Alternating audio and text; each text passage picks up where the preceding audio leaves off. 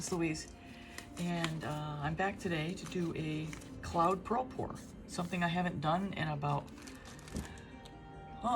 4 months. Let's see, December, January, February, March. It's 3 months or so, 3.5. So every time I switch over to a different technique, I always have like this flutter, this nervousness because I've got to remember how to do things. So I'm here. I already did a couple test canvases yesterday. Not real canvases, but those little canvas boards. And they turned out meh.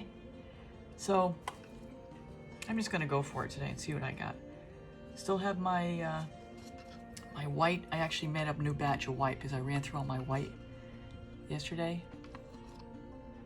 So this is the consistency, like I mentioned in the how I check consistency video. Very thin. So I'm going to use those as my base colors. I've got my colors here. I'll list them in the description. I'll call them out as I go. First of all, as we recall, when doing a cloud pearl pour, got to lay down some paint on the corners, on the edges I mean. So that's what I'm going to start off doing. And this gives a little tackiness to the corners. Of course, this is not the best canvas as anyway, so there's already tackiness here because the canvas almost looks like sandpaper by itself. It's pretty rough, but makes it so I don't feel bad about using up a canvas.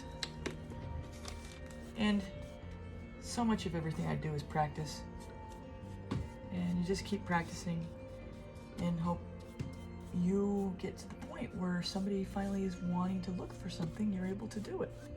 Like with my niece, when she wanted a swipe, I'm like, well, I haven't done one of those yet. Now, even though she liked everything, you know, she's basically said, I like everything you do, Louise. Well, I haven't done a swipe yet. So, had to learn it. It would have been better if I had already said, oh yeah, of course I know how to do that. Sure, let me whip one right up. But the nice thing about it is, you don't have to, at least with her, I didn't have to worry about being under any kind of real pressure because, you know, the family's going to be a little more forgiving. But it is nice to know these techniques. Okay, so I'm going to call that done. All right, so let me lay down a couple little splooches of gray, and then I'll flip through it with my white because I like my double colors.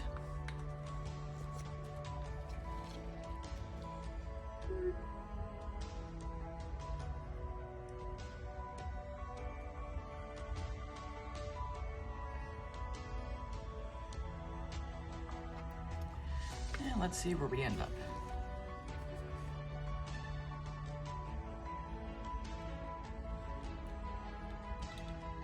Once again, this is very thin paint.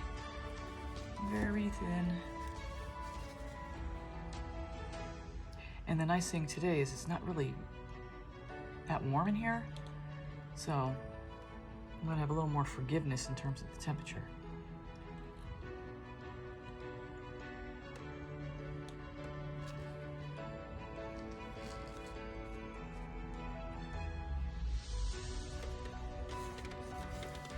And the fun begins. And the fun begins. The drips and the drabs.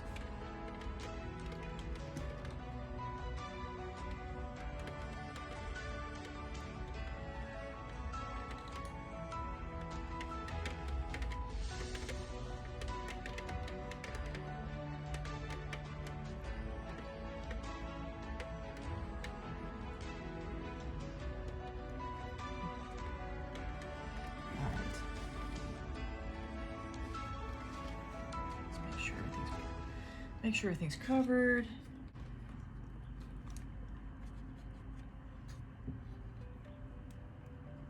All right.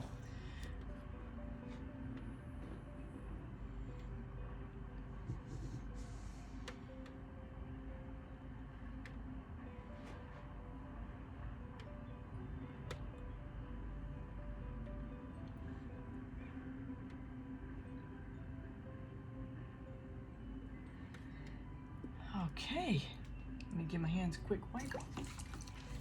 Time for the fun.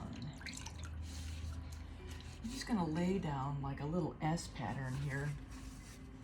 And then I'm gonna just layer my colors on top of each other. And then we'll see. So I've got my Payne's Gray here.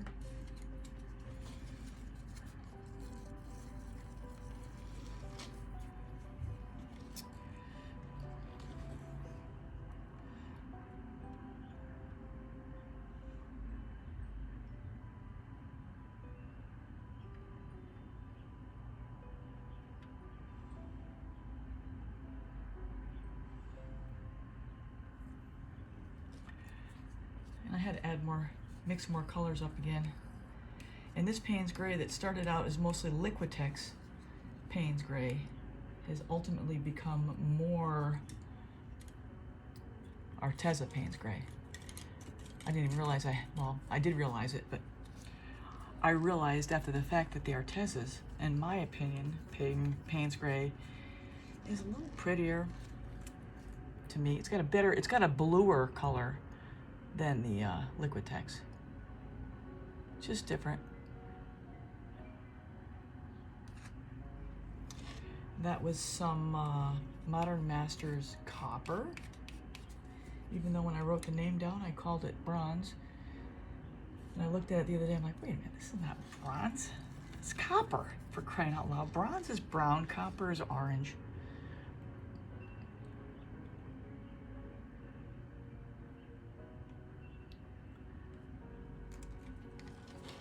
That's my, okay, this had started out as a, what color did it start out as? Arteza's Prussian blue. Then I added some DecoArt ice blue and some golden cerulean blue.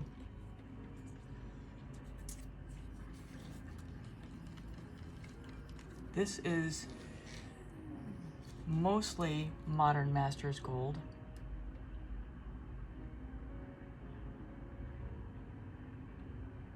And then I added some DecoArt Extreme Sheen to it.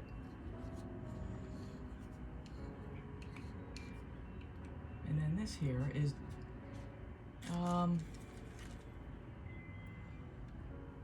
Liquitex's Quinacridone Magenta plus some Arteza's Bordeaux Red.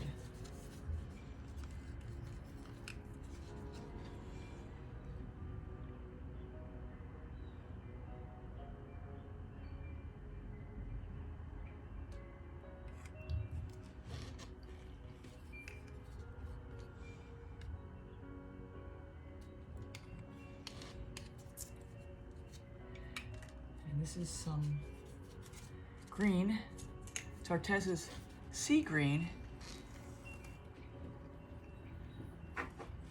And I added some golden Titan green to it. I wanted to lighten it up, make it a little more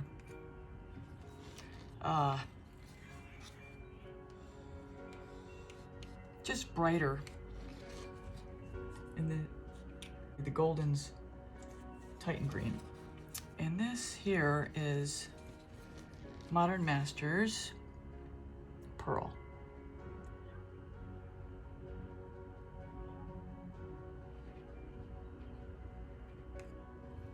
Okay. All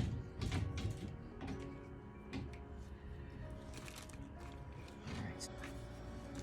I like to play with it a little bit.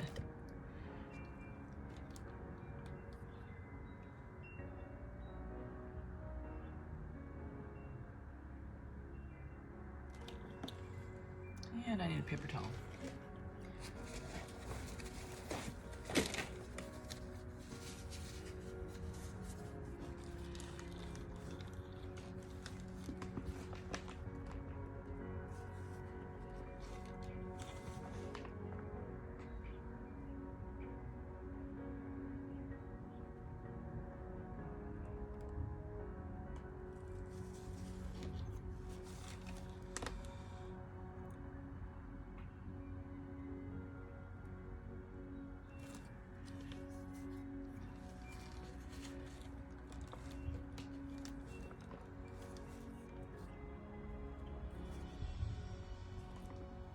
need more ability to move around here.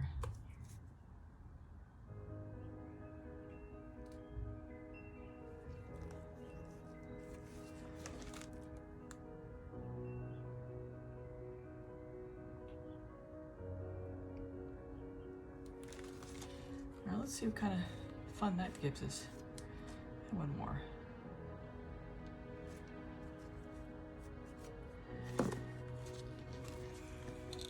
All right.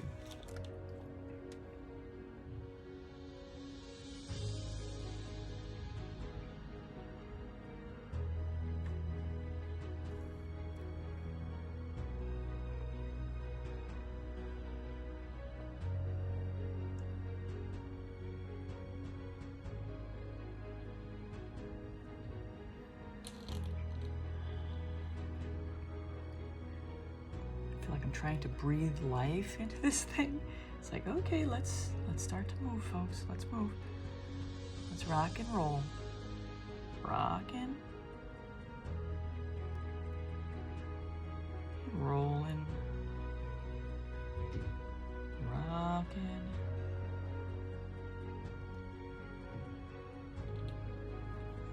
Just want to stretch it out a little bit.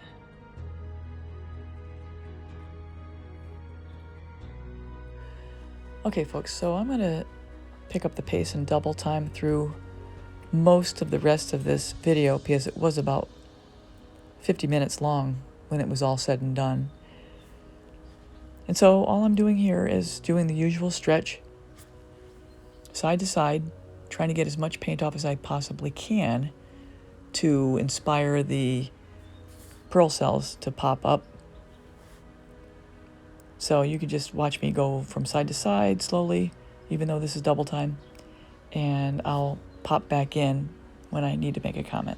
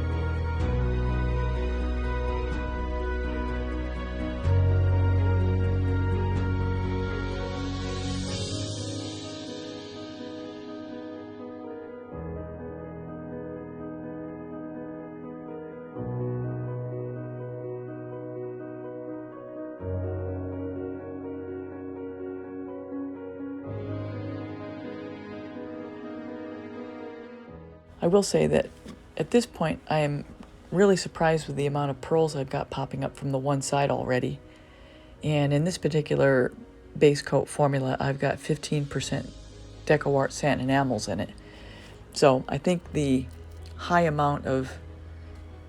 percentage of DecoArt is making a big difference. There actually at the end was a lot of pearls in this particular pour. So this recipe is very strong for pearls.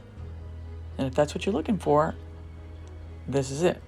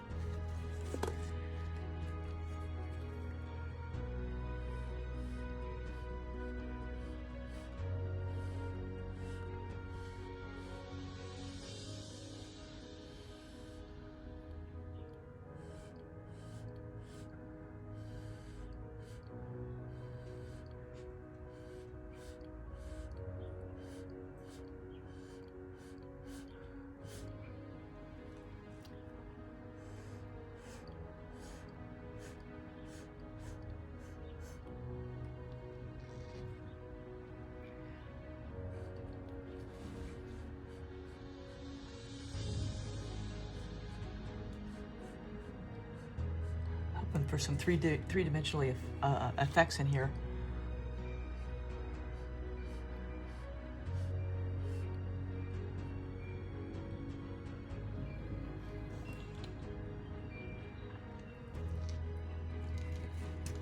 All right, let's see what we got here.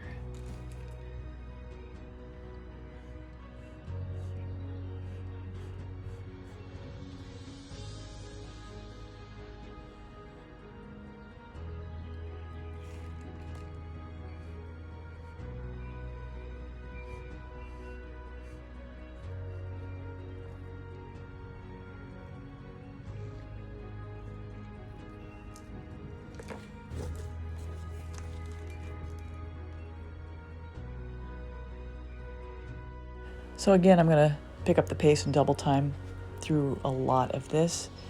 And I will point out that I am a big fan of using the straw. There is just something very cool and easily controllable about using the straw on this technique. It just helps you push paint around, blow out, and shape whatever it is that you're trying to create. It's a really good use of technique, I think. And through most of this section, I'm just playing around with a palette knife, finally getting a little more comfortable and aggressive with it, although not doing too much too crazy. I'm really just following the painting and letting it tell me where it needs to be embellished or accentuated. So lots of just playing around with a palette knife, extending lines, working with the shape of the design that's already there and accentuating a little bit. So I'll let you just keep watching.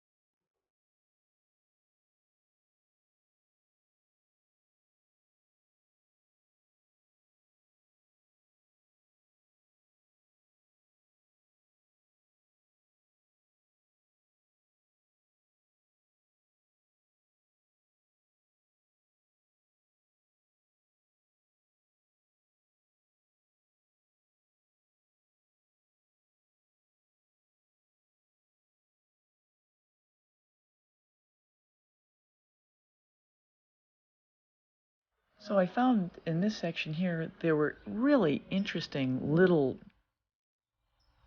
I guess they would be broken pearls.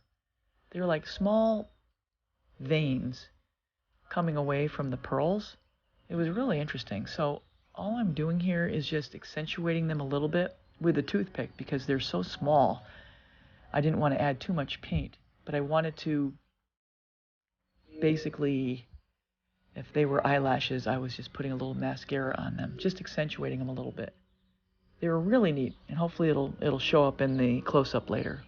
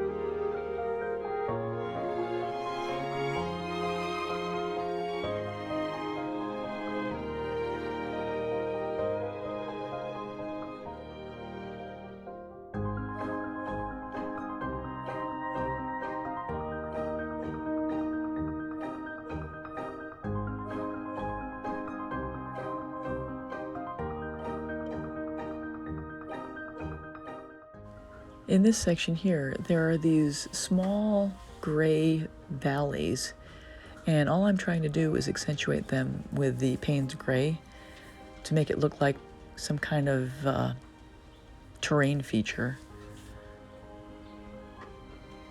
All I'm doing is just embellishing and accentuating.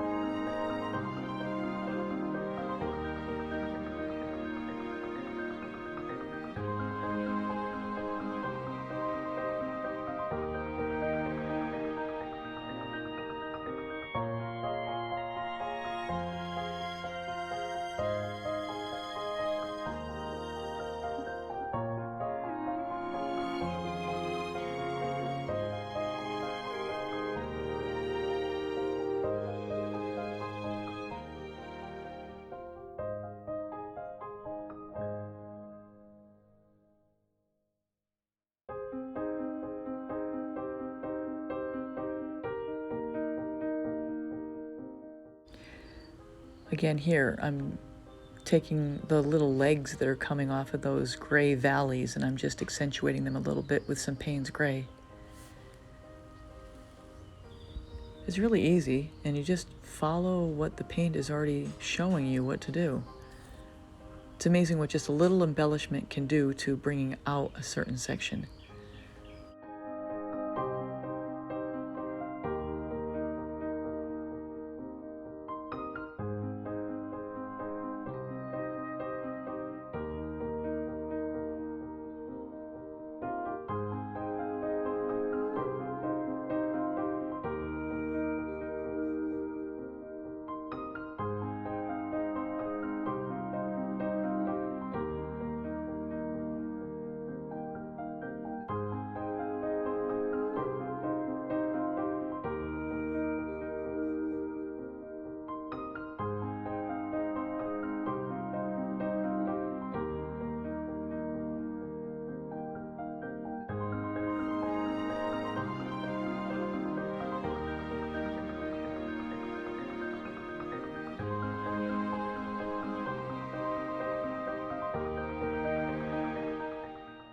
So what I'm showing you here is the little mascara, so to speak, that I added to that little broken pearl section that I thought really embellished nicely.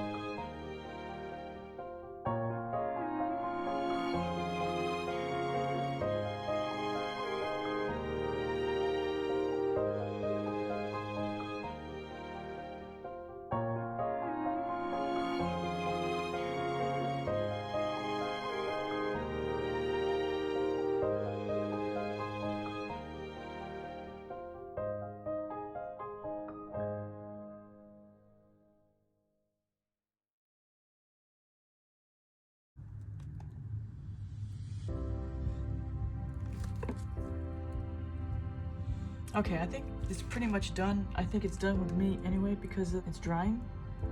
So let me show you where we are. It's really interesting. I think I could do better. But for not having done it in a while, I feel pretty happy with it. The color sure got eaten. Probably need to use less of the gray base and let the colors represent more than what I'm letting them.